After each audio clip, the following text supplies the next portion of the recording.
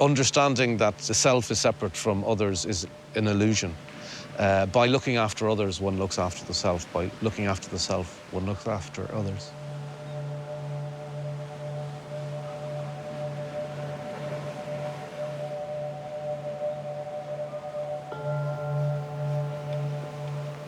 In the Japanese school of Buddhism, the birth and the death and the enlightenment of Buddha are marked at different times.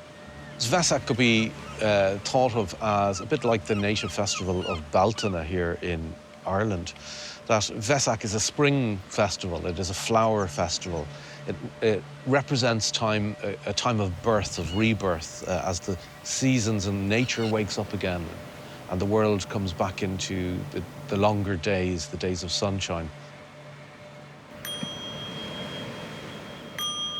Meditation is returning to your natural state, really. It is bringing your mind, your body, your spirit back into balance. It is returning home to yourself and finding that great psychological equilibrium that we often lose. Now, in the Zen Buddhist approach, this calm abiding practice and this insight practice are brought together into shikantaza, as we call it. Just sitting. So this is the unique approach of Zen Buddhism. The word Zen itself just means meditation. So the word Zen is meditation. Meditation is not self-help in the Buddhist tradition, and we don't do it to achieve anything, actually. What meditation is, as we understand it, is giving up this continual, endless search to find something to achieve or something new. So most of our life we spend chasing after a better me, a better job, a better relationship, a better state of affairs. So we're always projecting our hopes into a future which actually doesn't exist, because the only thing that really exists is where we are now. So in meditation, we return to this present moment. We make peace with this present moment, and we find that peace and calmness right where we are.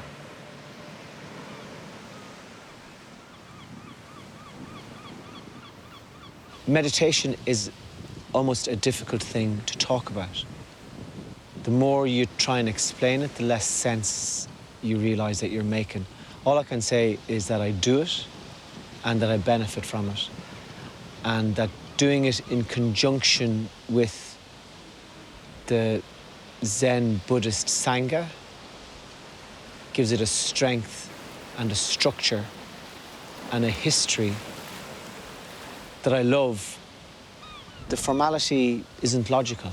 The bowing, the bells, the chanting in a language you don't understand.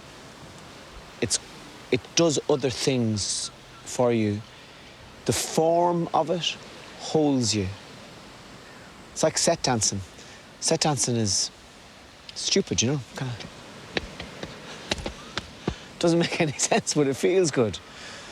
And the fact that the dances have been handed down means you're inhabiting something that others have held before you.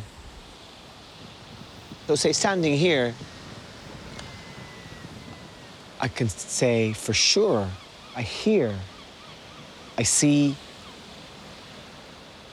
and I smell, but that's it. No story, no God's creation, no Buddhist wisdom, just the senses. To give your mind a break and kind of go, okay, why don't you relax there, and I'll just appreciate these things sensually. That's all, really.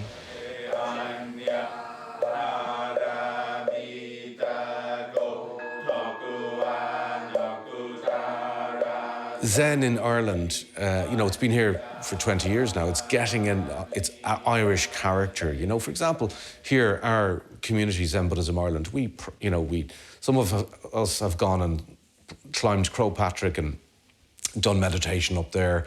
We celebrate St. Patrick's Day here with a special ceremony. We recognise the important spiritual kind of soil of Ireland, which Zen has found itself in. And that's exactly what happened with Zen in Japan. In Japan, you had the Shinto religion, where the spirits lived in the trees, in the water, in the lake, in the mountains. And these were all accommodated by Zen as they arrived into Japan.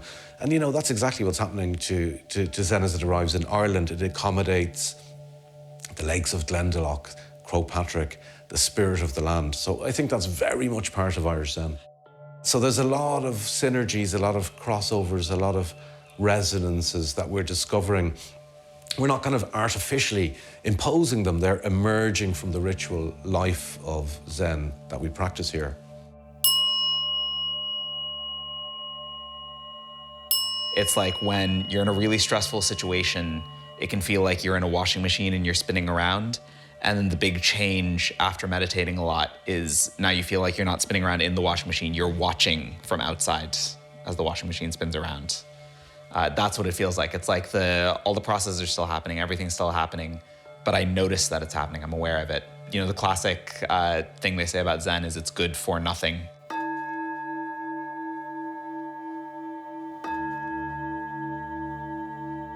When the Buddha had his enlightenment, he didn't go around bragging about some spectacular experience. He spent 40 years walking around and just meeting people wherever they were and teaching them in a way that was helpful for them. So it really is about, particularly in Zen, it's about the everyday wonders, actually. There is a poetry in the everyday, which is very eloquently explored by the likes of Seamus Heaney and Patrick Kavanagh. The poetry and the magic of everyday things. Meditation opens up that space for us, opens up our heart to be receptive to that. It's how to be from your core, from the core of your being. And that opens up, I think, a much deeper appreciation of living every day, whether it be washing the dishes, going to the job, walking in the mountains, having the crack with friends, to have a sense of being fully alive. Here in Ireland, it's forming its identity as an Irish Zen. So we're bringing all these very rich teachings from the whole history of Buddhism and Zen itself to this island. And not forgetting that when Zen arrived in Japan, which is our closest link to the practice, it was already 1,500 years old. So it continues this process of finding new forms and new ways of expressing itself.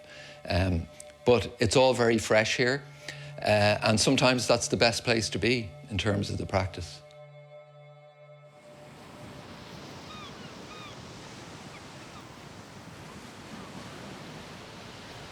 Stop your searching.